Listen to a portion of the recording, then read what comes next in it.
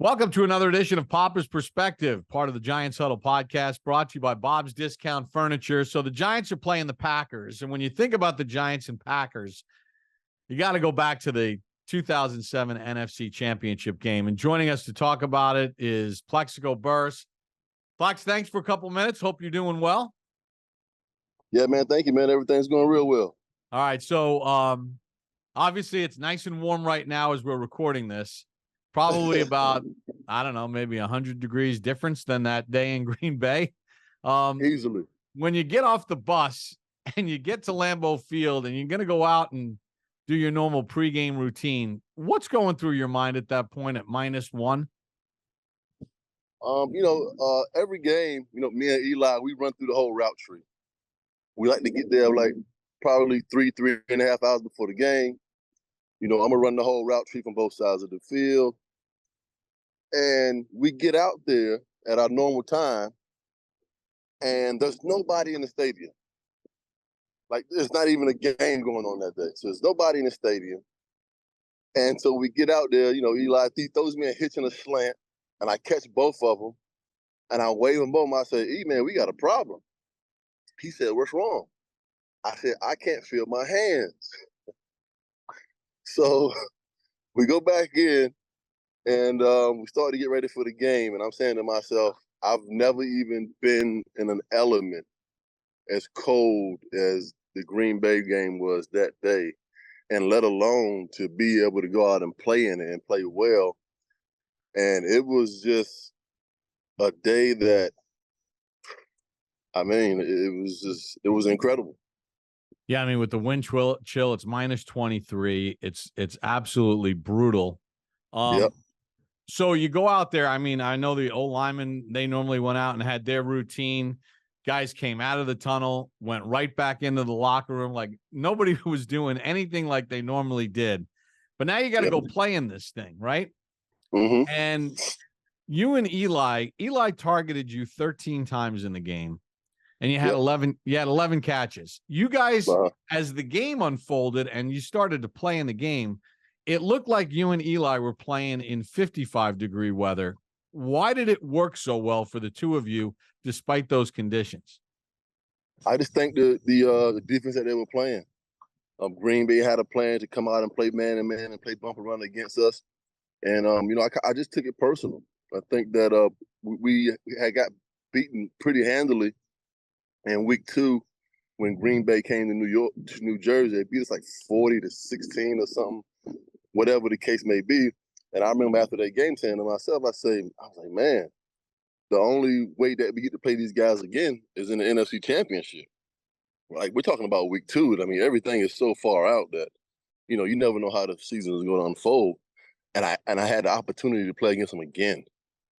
And a lot of people don't know this, but Al Harris is the one that stepped on my ankle and tore my tendon and popped it off the bone in week 2. So he had a little bit to do with my ankle injury. I was stepping on my ankle that game, and I just had the opportunity to play against him again. And they just had this plan that they were just going to come out and just play, single high man to man, and they were just going to put that 8-man in the box and try to control our running game. Being that the weather was what it was, that we weren't going to throw the football efficiently as we did. And, you get to that point. I had already lost two AFC championship games in Pittsburgh, losing to New England, and just knowing that you're like 60 minutes away from, going to the Super Bowl. I told the team, I said, hey, this is one of those games that you don't want to lose because you're right at the doorstep. And not to be able to open that door and see what's on the other side, like it hurts. And I just took it personal, the way that they were playing defense, and we just went out and dominated. As you're beating him route after route after route, was there a lot of chatter? Was there a lot of barking going back and forth? Oh, man. We were really getting after me and him. He would, because I didn't make the Pro Bowl that year, so I was really upset about that. 1,000 yards and 12 touchdowns, no Pro Bowl. And he was a first-team All-Pro corner. And when you're first-team All-Pro, that means that you're the best in the business. And I wanted to put my stamp on it to let him know and the world know that, you know what, he may be first team All Pro corner, but I think I'm pretty good myself. And that was the coverage that Green Bay played. They played a lot of man-to-man, up close in your face, personal, like I'm better than you kind of style of football. And like I said, I just took it personal. You told us at the beginning that you couldn't feel your hands when you went out for the warm-up. As you're getting into it and it becomes mano a mano, you and Al Harris, and Gilbride is just calling plays and Eli is just feeding you the rock, did you not feel cold anymore? I was cold. I had these insert warmers, but I had those taped to the bottom of my foot. You're supposed to like put them in the insoles of your shoe, but I had them taped to the outside of my foot. And Ronnie Barnes, he was like, he said, "Plex, you can't do that. You can't tape these things to the bottom of the feet. They're gonna burn your feet."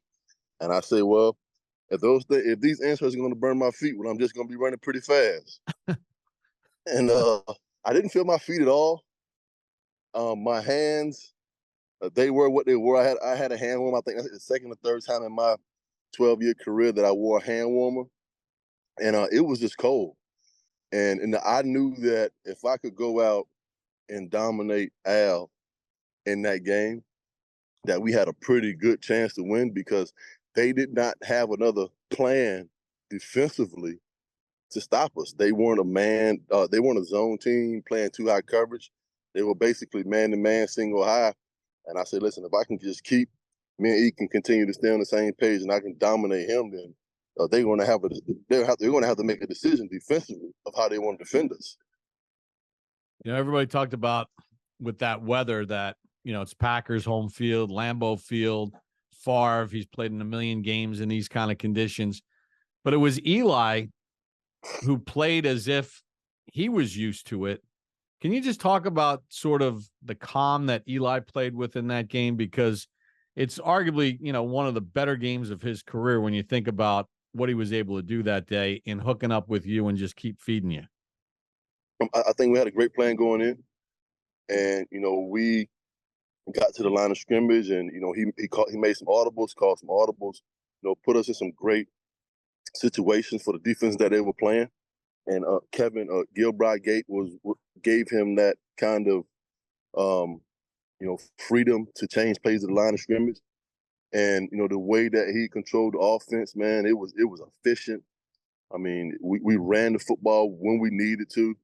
And, he just delivered in every situation that we needed him to. And it's a difference between, playing well and, having good plays.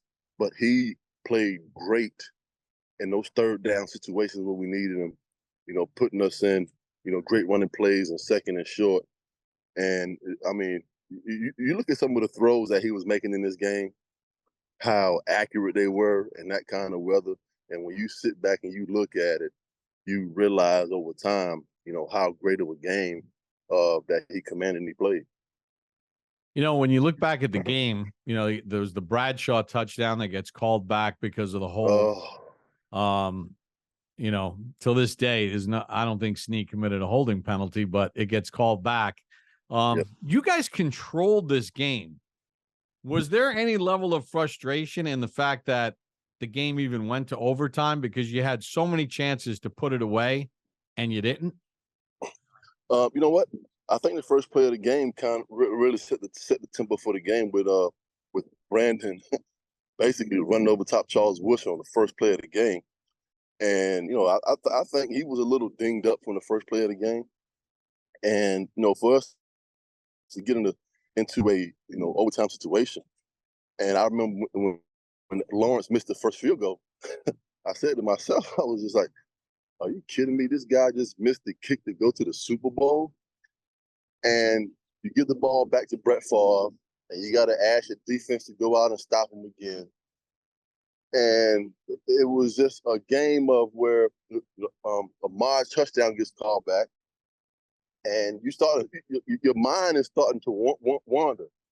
is this Green Bay mystique like really real? And RW fumbles a punt, and Antonio makes a great play on the screen where if he doesn't fight through those offensive linemen, the running back probably goes untouched for a touchdown.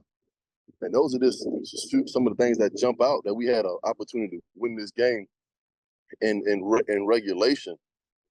But for times to go out there a third time and kick a field goal to win it, to get there, I mean, you never would have thought that the game would have went the way that it did for us to win it. You had so many great games in your career. Obviously, 2 weeks later, you catch the game-winning touchdown in the Super Bowl. And you had so many other big moments. But when you think about games from a personal standpoint, is this one of the highlights for you, this game, and the way you played against Al Harris, considering everything that was the run-up going into it, and the fact that he was first-team All-Pro and he hurt you earlier in the season? Is this one of the most satisfying games of your career? I would say yes.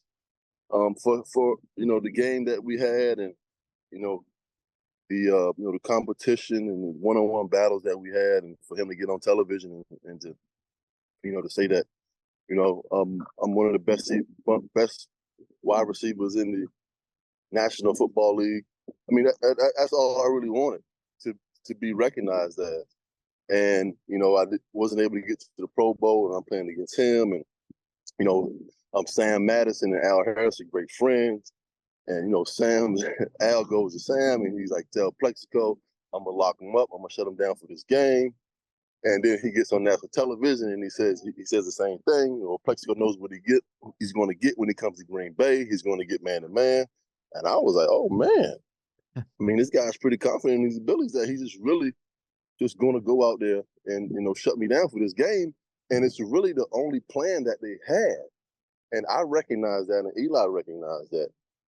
And for us to be at the level where we were during that game, and how efficient we were in that environment, in that weather, 60 minutes away from a Super Bowl, it goes right up there with one of the best games I ever had. Whenever the Giants play the Green Bay Packers, Giants fans will always remember that NFC Championship game, and you can't talk about that game without talking about Plexico Burress. Plexico, we appreciate a couple minutes. Thank you so much for joining us and sharing some awesome stories from that memorable day. All right, Bob. Thanks, man. Appreciate it. Good talking with you. Plexico Burress joining us on this edition of the Papa's Perspective, part of the Giants Huddle podcast, brought to you by Bob's Discount Furniture.